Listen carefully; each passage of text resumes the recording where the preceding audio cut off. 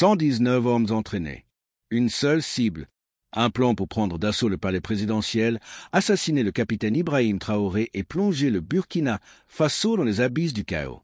C'était le 9 juin, une nuit où l'avenir d'une nation a failli basculer. Mais ce n'était pas seulement une prise de pouvoir. Cela sentait la trahison, les liens insurgés, surtout l'ombre d'une main étrangère. Avant même de dévoiler les détails de cette nuit fatidique, assurez-vous de faire partie de notre communauté. Cliquez sur j'aime pour soutenir notre enquête et abonnez-vous dès maintenant à ABC Info pour ne rien manquer des histoires qui changent le monde. L'histoire commence réellement début avril 2025.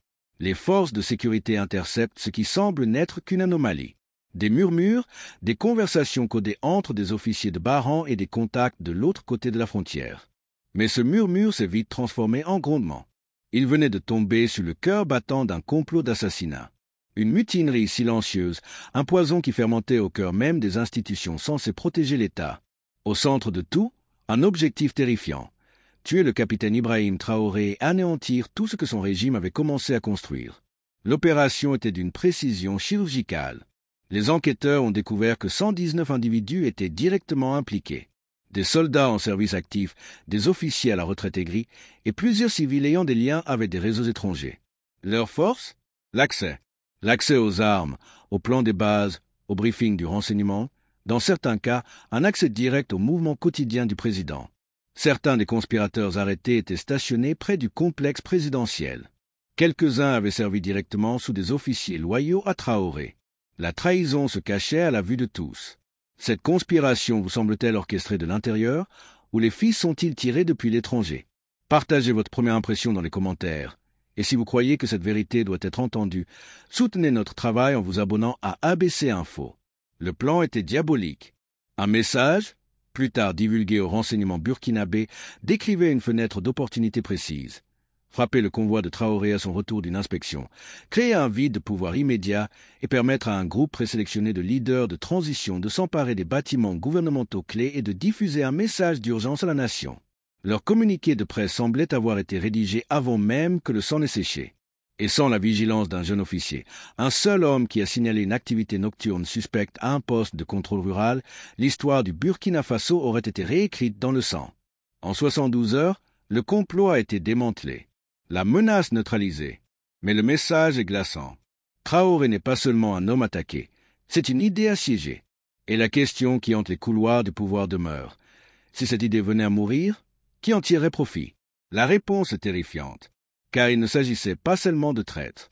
Il s'agissait d'une perturbation stratégique, conçue pour stopper net un changement géopolitique qui gagnait en puissance sous le leadership de Traoré.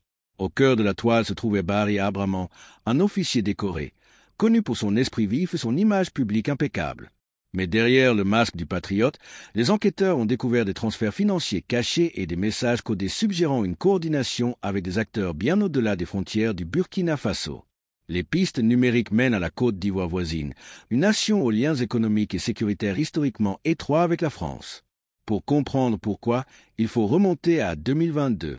Traoré a opéré un virage sismique. Il a expulsé les troupes françaises, annulé des décennies d'accords militaires avec l'Occident et s'est tourné vers des alliances panafricaines, notamment avec le Mali et le Niger, formant l'Alliance des États du Sahel, l'AES. L'AES est devenue plus qu'une alliance. C'est une idéologie. Un bloc d'anciennes colonies traçant une voie indépendante, sans dépendre de Paris, de Washington ou de Bruxelles. Et c'est précisément ce qui l'a transformé en une menace à éliminer. Cette rupture avec l'Occident est-elle un acte de souveraineté courageux ou un pari risqué pour le Sahel? Votre analyse est essentielle. Débattez-en respectueusement dans les commentaires et n'oubliez pas de vous abonner à ABC Info pour accéder à toutes les perspectives. Quand la pression diplomatique et le gel de l'aide au développement ont échoué, ils sont passés à l'étape supérieure. Trouver des initiés, exploiter les faiblesses, transformer des hommes ambitieux en instruments de changement de régime. Le but n'était pas seulement de tuer un homme, mais de détruire un modèle. D'envoyer un message sanglant à chaque nation africaine songeant à l'indépendance. Voilà ce qui arrive quand vous dites non. La preuve la plus accablante? Un dossier contenant une feuille de route de stabilisation post-Traoré. Un document si parfaitement rédigé qu'il semble avoir été écrit par des mains experts qui attendaient. Dans l'ombre, le signal du chaos. Le coup d'État a échoué, mais il a exposé une guerre de l'ombre bien plus vaste. Et l'attaque la plus venimeuse, la plus insidieuse, venait de l'intérieur. Comment briser une révolution sans tirer un seul coup de feu? Par une guerre psychologique. Avant que la première balle ne soit tirée, les architectes de l'opération ont déployé une campagne de désinformation massive. Le but, diviser les loyalistes, empoisonner la confiance. Des ordres militaires contradictoires étaient envoyés par des canaux sécurisés. Des commandants loyaux recevaient de faux rapports suggérant que leurs propres hommes complotaient contre eux.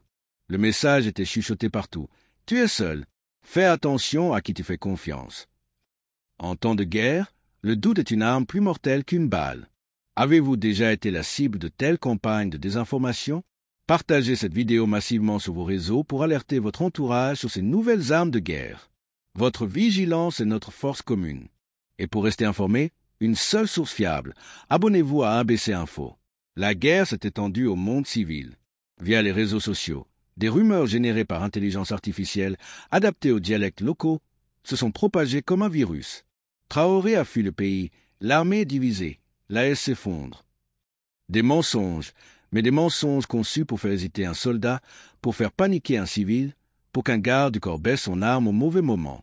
Et ça a failli marcher. Dans les heures critiques, la chaîne de commandement était paralysée par le doute.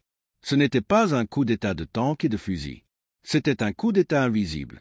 L'attaque ne visait pas seulement la vie de Traoré. Elle visait l'esprit même du Burkina Faso. Face à une guerre invisible, la riposte devait d'être éclatante. Le complot écrasé, la vraie bataille a commencé. Pas une bataille de balles, mais de récits et de survie. Traoré a compris qu'à une attaque idéologique, il fallait une contre-attaque idéologique. La première réponse fut une purge profonde au sein de l'armée. Toute trace d'hésitation fut éliminée. Puis, il s'est adressé à la nation, non pas derrière un pupitre, mais au milieu de ses soldats, sans note, le regard droit. Son message était simple et puissant. Ils ont essayé de me tuer parce qu'ils ne pouvaient pas me contrôler. La salle a explosé.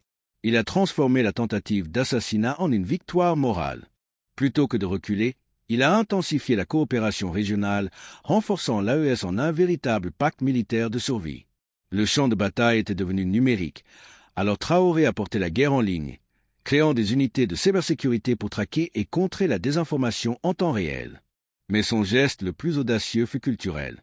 Lors d'une cérémonie télévisée, il a dévoilé un nouveau monument national. 3 soldats sans visage, dos à dos, protégeant une flamme éternelle. Son nom, à garde de la nation. Il a utilisé ce moment pour livrer une phrase qui allait devenir un cri de ralliement dans toute l'Afrique de l'Ouest. En transformant un moment de quasi-effondrement en un symbole de résilience, il a posé la question ultime à ses ennemis. Pouvez-vous vraiment tuer ce que je représente? Il a donné lui-même la réponse. Ils essaieront encore. Mais nous ne défendons plus un seul homme. Nous défendons une idée. Et les idées n'essayent pas. Alors, cette riposte marque-t-elle la victoire définitive de Traoré ou simplement le début d'une nouvelle guerre? Est-il le leader que l'Afrique attendait? Laissez vos réflexions finales dans les commentaires. Pour continuer à explorer la culture, l'histoire et les luttes glorieuses du monde noir, des récits que personne d'autre ne raconte, votre soutien est notre seule garantie. Abonnez-vous à ABC Info et activez la cloche pour ne jamais manquer la vérité. Merci de nous avoir suivis et restez forts.